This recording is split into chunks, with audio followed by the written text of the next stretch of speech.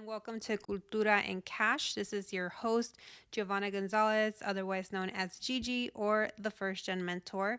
I'm a financial educator, speaker, and author of the best selling book, Cultura and Cash. When I started this podcast a few months ago, I had talked to some experienced podcasters, and they'd given me the advice to have some podcast episodes batched in advance in case I was disrupted by life and I wasn't able to continue my regular cadence. Which for me, I've decided that Mondays are best for me to be putting out new episodes. And I missed, I think, last Monday. I hope not two. I think it's only been one Monday that I've missed.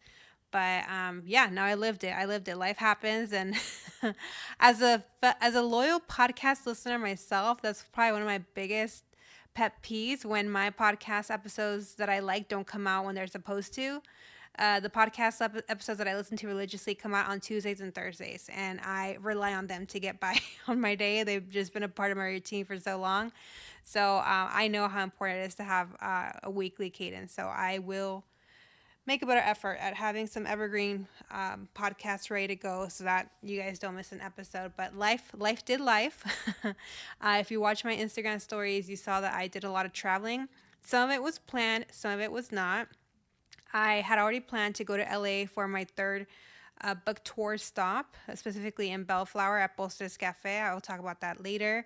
And then I also had planned to split my time in Mexicali to visit my family. I haven't seen my family since July, so it was nice to get some quality time in with my family. Then I was supposed to go to San Diego for a quick work event, and then I was going to fly home. But my family trip got cut short when I was contacted by TikTok about the opportunity to go to DC to voice my opposition for this TikTok ban, which is what I would like this episode to focus on.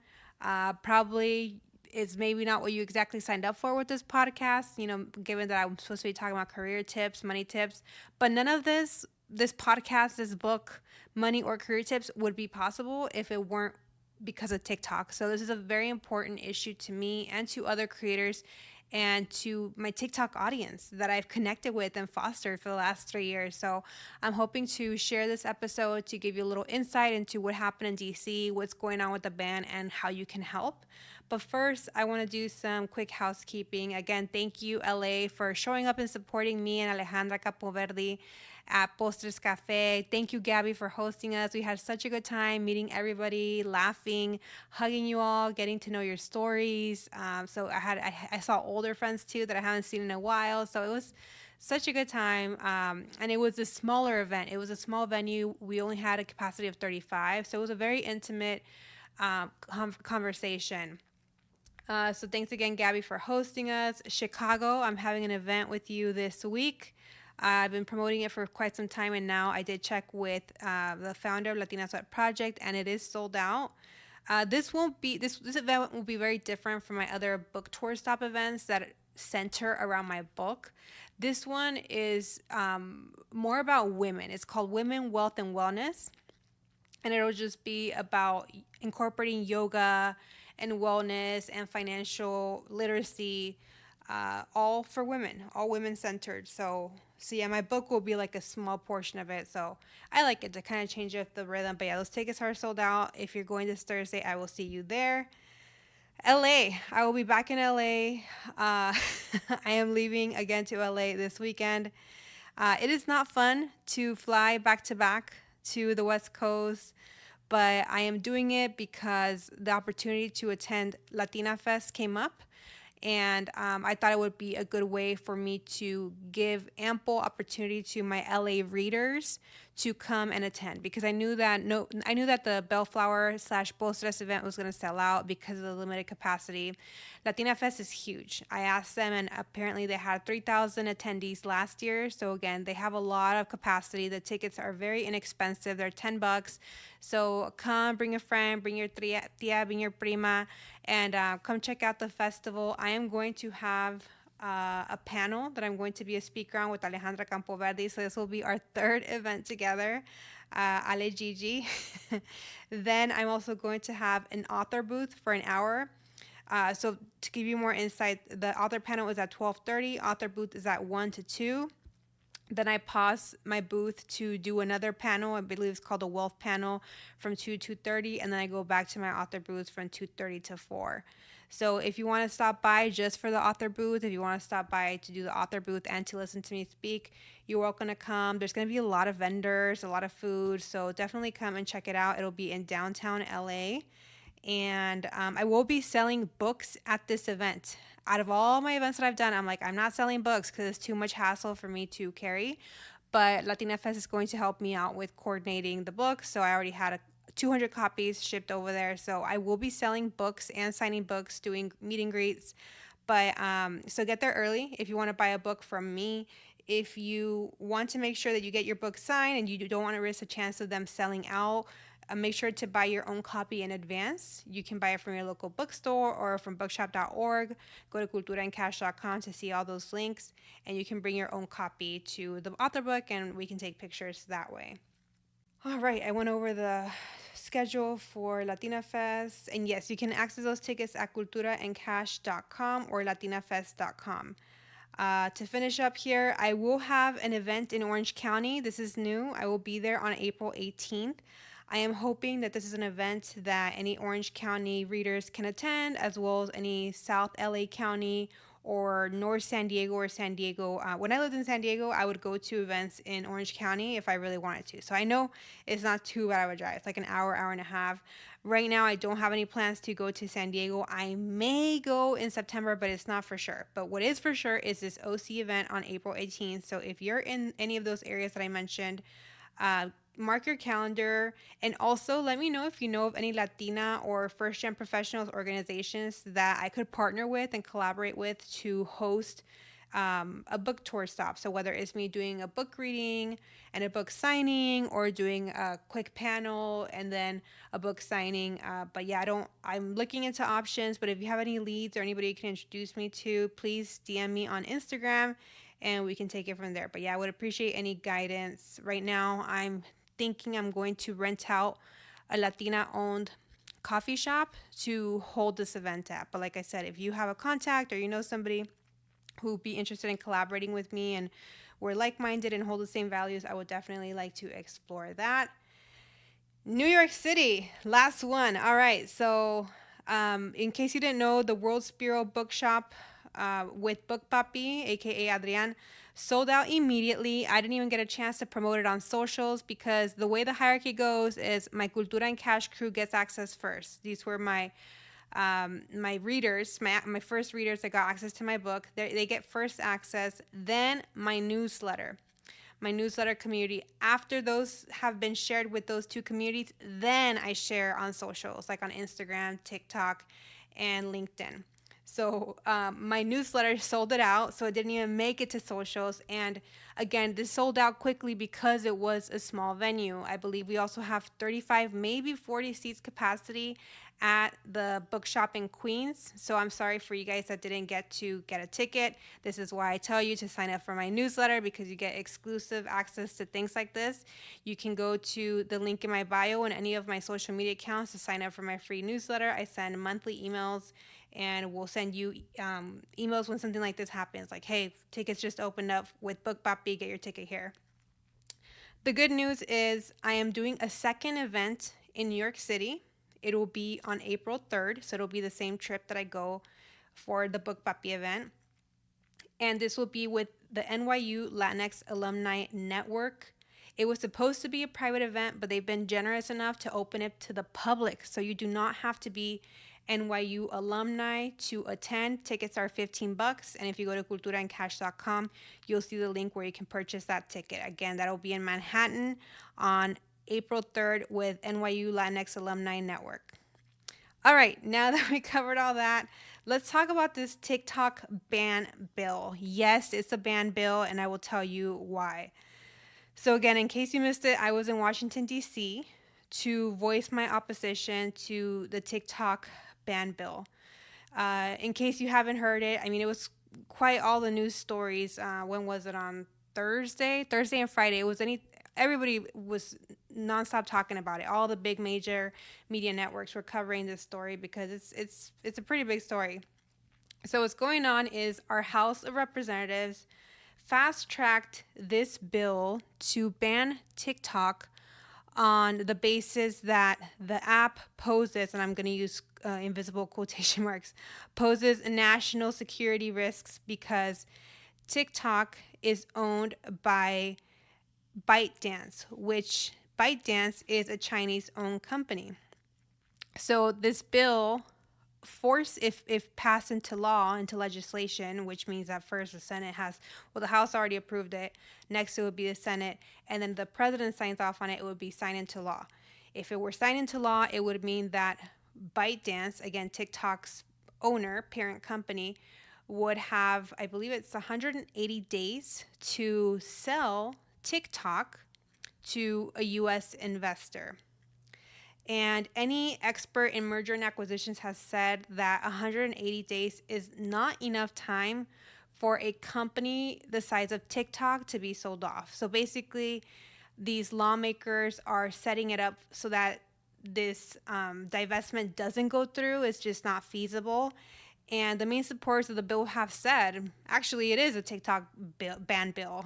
So they're saying it with their chest. There's tweets. You can look them up.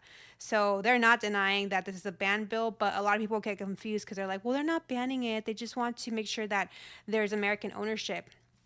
But that's not how things work. Like, imagine if, the Chinese did that to us and, oh, well, Meta has to be owned by Chinese. No, you don't get to tell another business how they do their business, right? So it's just wild to me that the audacity of our Congress. They claim the national security concerns are that the Chinese Communist Party can manipulate the algorithm, misuse data, and hurt kids' mental health. The Chinese Communist Party does not own TikTok. Again, ByteDance does, and that's just a Chinese company. My opinion on this whole thing is, again, it's BS. I'm not even going to entertain the part about them supposedly being concerned about kids' mental health and how much time they're spending on the app. They don't care about kids. If they cared about kids, they would pass gun reform, and they don't, and they're never going to, right? So they can save that for somebody who will believe them. I will not believe them. It can shut up. I just don't believe it. There's also no evidence. They have not provided any evidence to show that the algorithm has been manipulated or data has been misused. There were similar concerns about data being misused last year, so TikTok has then moved its US data to US based Oracle. So it is stored in the US, but they still have these concerns even though the data is stored here in Oracle. Let's see what else. Yeah, I mean, if my opinion as somebody who is an avid, not just a TikTok creator, but a TikTok user. I did an interview where with Fox 32 here in Chicago, and they're like, okay, so we understand why, it's in your best self-interest to have the app because that's your creator on it and you make money on it. But what about for everybody else? And I'm like, well, that's the thing. I actually get a lot more enjoyment out of TikTok as a user than I do as a creator, because as a creator, it's work for me. I have to track the analytics. I have to post. I have to edit videos, like for the perfect sound, add captions. It's a lot of work. Whereas a user, I just get to consume and enjoy and have fun and learn something new and connect with people, share opinions, right? So it's so much more fun for me to be a TikTok user. And what really upsets me about this whole thing is that I don't think it's about national security threats. I don't think it's about data. I mean, how many times has Meta and Instagram misused our data? I think this is really about censorship. I don't think our government likes that news travel very quickly on TikTok, and they don't have a way to censor what we do or don't see. Think about what we've seen on TikTok. If you're not on TikTok, you probably won't know what I'm talking about, but anybody that is on TikTok has seen the atrocities that are going on with the Palestinian genocide. These are all things that we never had access to before because we relied on traditional media and whatever these big corporations fed to us. But now with TikTok being an uncensored platform that the U.S. government can't control, now they have an issue with it, right? With how fast things travel, how people can organize and boycott against Starbucks, boycott against Kellogg's, boycott against McDonald's. That's what the real issue is, in my opinion.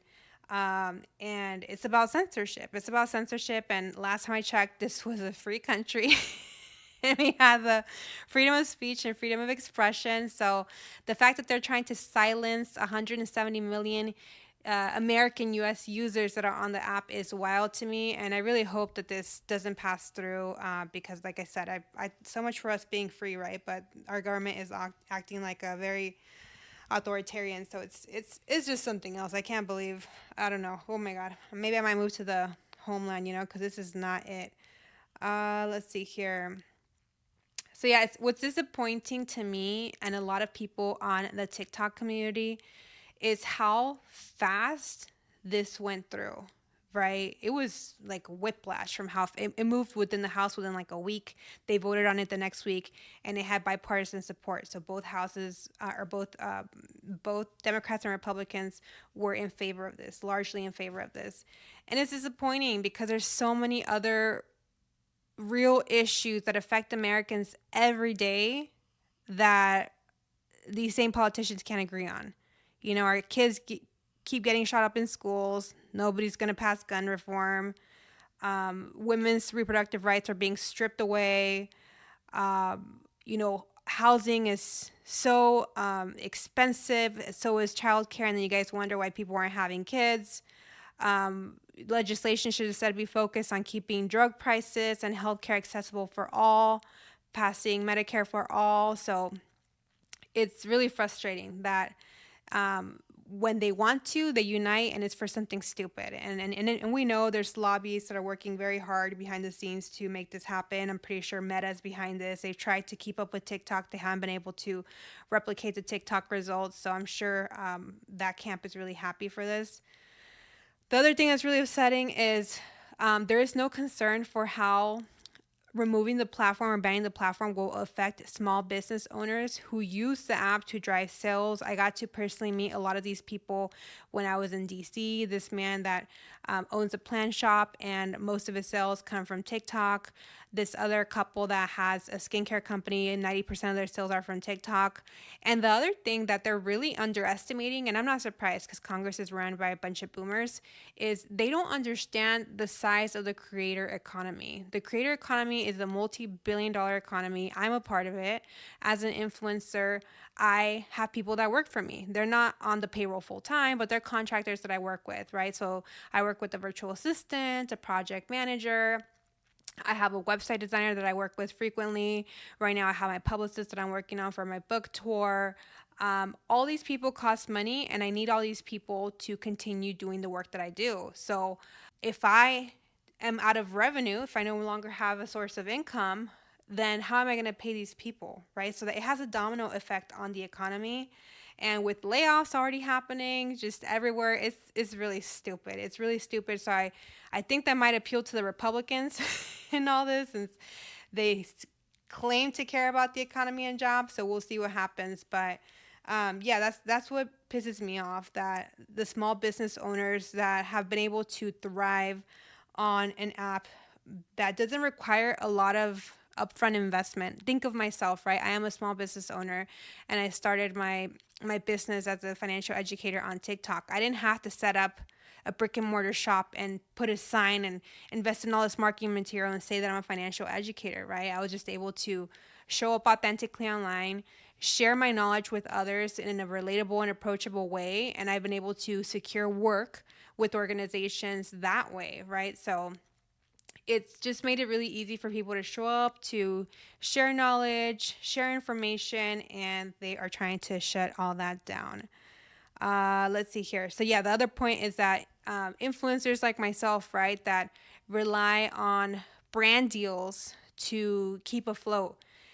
Remember, I did not get a book deal to write Cultura in cash, which means that last year when I was spending the majority of the year writing the book, I needed income to be able to pay my living expenses and to cover the production costs of the book, because the TikTok grant only covered $50,000. I've since needed about $40,000 more of my own money for everything book promotion, book production costs.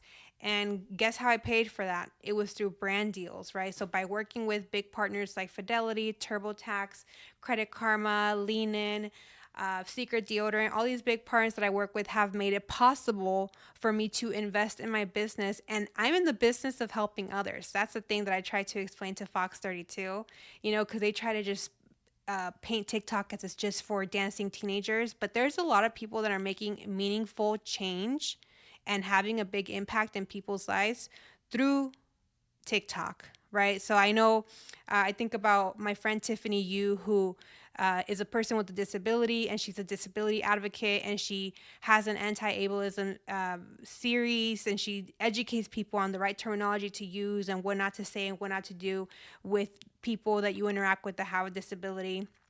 I think about Joel Bavel, who's frequently featured by TikTok.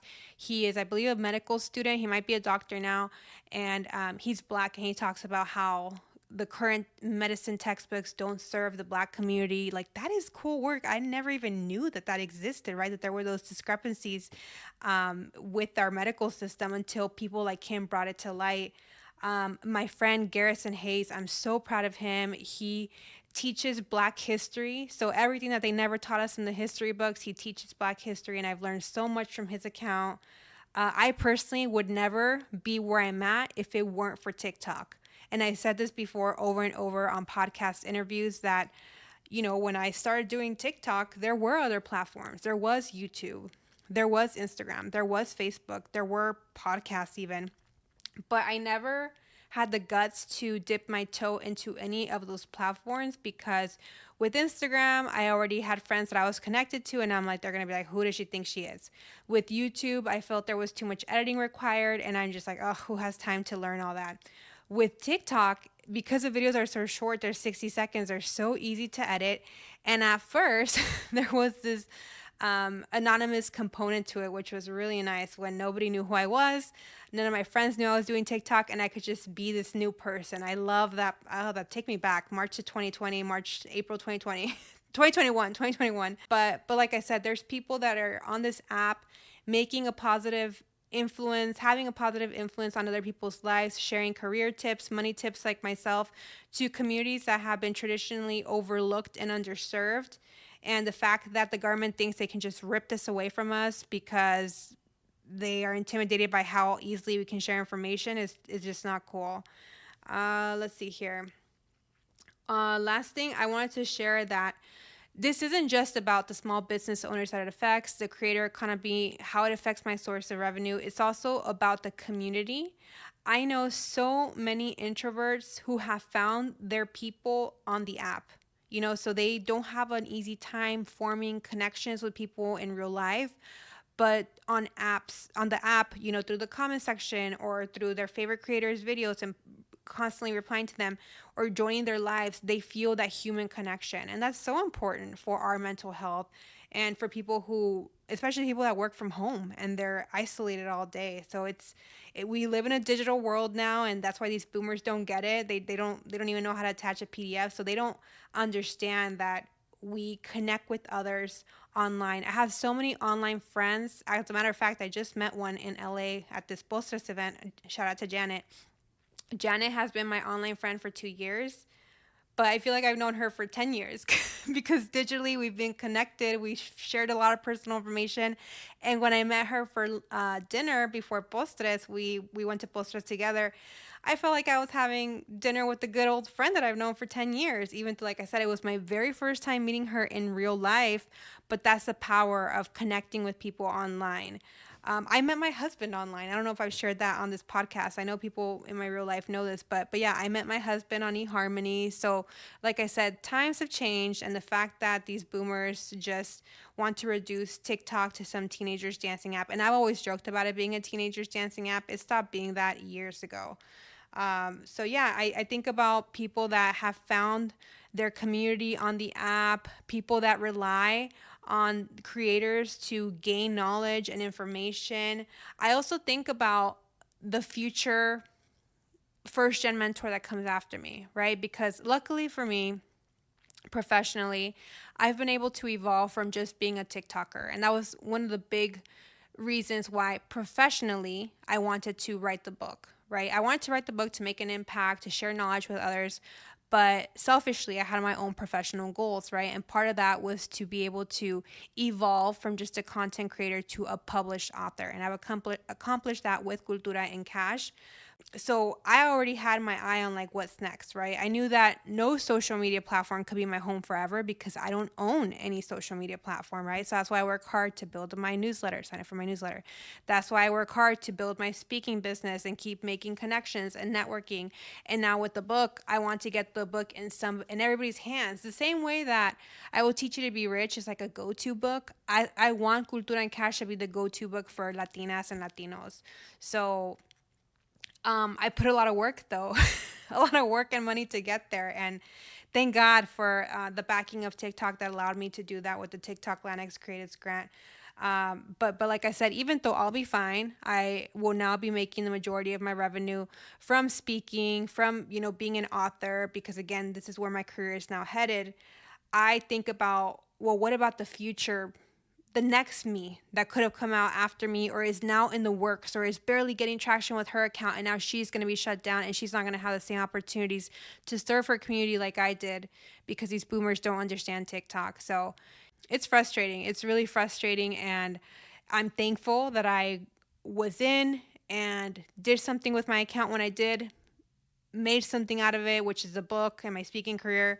But again, I have so many friends who haven't had the privilege of having the time or financial resources that I've had to be able to evolve into something else. And they're very much stuck as being content creators or in that content creator phase. And it's not fair to not let them have an opportunity to thrive, especially when they're serving others. So anywho, enough of a rant. Let me see. What can you do now?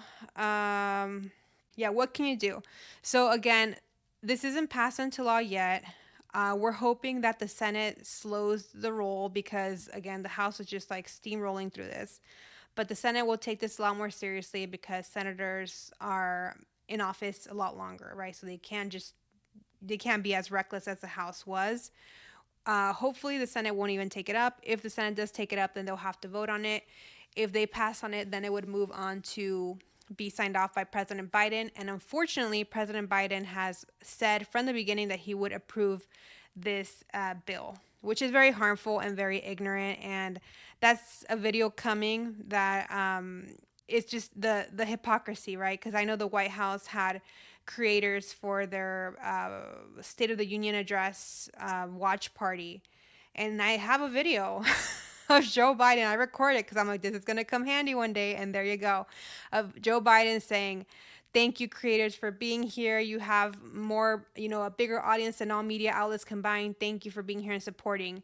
And then literally the next day, he's trying to shut down TikTok, or he shared that statement saying that he would be willing to sign that bill. So as a liberal, it breaks my heart that the Biden campaign would be that stupid to do something like this during an election year, because I think they're basically giving the election to Trump. And that's scary. That was a question that I was asked actually by one of the news outlets that I spoke with.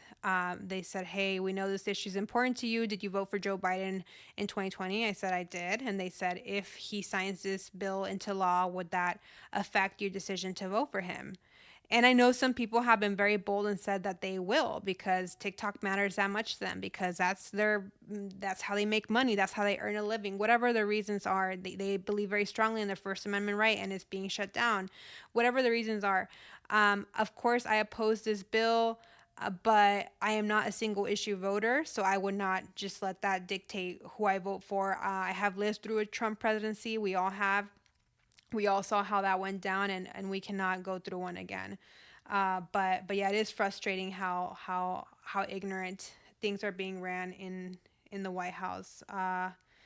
Let's see here. So yeah, besides contacting your senators and asking them to vote no on this bill, you can call them or email them, send them letters, let them know why you enjoy TikTok, why you want to stay around. Let them know that you believe this is them oppressing your First Amendment rights. Let them know how valuable TikTok is to you. You can also contact the White House. I personally spam the White House every time they come on my Instagram feed, and I put the hashtag keep TikTok or stop playing and don't take our TikTok away, because All this stuff matters. And when I have more time, I will be making videos directly addressing my senators and the White House because this is not okay. Anywho, I hope that was helpful and informative. I will be sharing some articles where I was quoted giving my opinion on this TikTok ban. I did an interview with Fox 32. If you follow me on Instagram stories, you may have seen it. It was a very heated interview.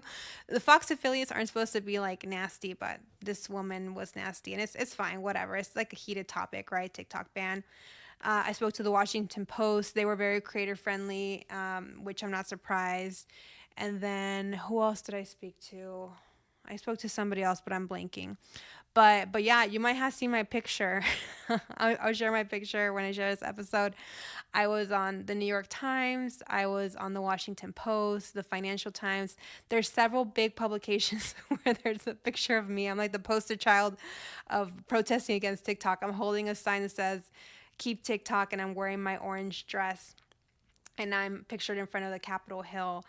But yeah, it's just I left my family in Mexico to advocate for TikTok. Some media outlets have been spreading rumors that we were paid to be there. We were not paid to be there. I left my aging grandparents to come to the States early and be a part of this because that's how much TikTok matters to me. And I actually talked to them too. I said, hey, is cutting my trip with you guys short by a day? Is this okay with you? And they said, you got to do what you got to do. And we know this is important to you. And honestly, it might be my last time ever seeing my grandpa. My grandpa's not doing well, but I know that I made the most out of the time that we had together. And I know that I did what I felt was right. And I also got their support to do it. So I am okay with that. Let's see here. To close up, I do want to share I am in full swing back to speaking. And no, it's not because of the TikTok ban. This is already the plan. So my book launched in January. I've been in heavy promotion mode since November, promoting the book before I launched. Once launched in January, still promoting the book, now doing the book tour. In April, it'll be Financial Literacy Month, and I have kept my calendar open to do speaking again. So if you are looking for a financial educator to come speak about the importance of financial literacy for the Latino or first generation community, if you like to do a fireside chat where I talk about the biggest teachings of my best-selling book, Cultura en Cash, contact me for that. My most popular workshop by far is Investing 101, where I teach the basics of how to get started investing in the stock market through your employer sponsored workplace retirement plan like a 401k or a 403b. You can learn more about my offerings at my website, thefirstgenmentor.com. I already have a couple of bookings that reached out to me, so I haven't even had a chance to promote my speaking services because everything has been book promo, book promo, book promo. So I've already had some events lined up for Financial Literacy Month, and I will be sharing soon how I have availability. But if you're interested and you want to get first access, check out my website, thefirstgenmentor.com. And I think that's it for this episode. Again, sorry for the the delay. I will not be missing episodes in the future. I'll figure how to keep this steady. Thank you for listening. Please contact your senators. Please contact the White House and let them know that you do not support this TikTok ban. If they know that we are engaged, they will listen to us because, and it's funny, one of the representatives that we met, he's like, politicians only care about two things. They care about money for their campaign, and they care about getting voted out, so if you threaten these politicians with like, hey, you need to vote in my best interest and not whatever lobby's paying you for this, they will do the right thing because that's what they're there for. They're public servants that are supposed to represent our interests, not these corporate interests. Anywho, enough of my rant today. I hope that I was able to shed some light on the importance of opposing this TikTok ban and making your voice heard. And I will catch you next Monday.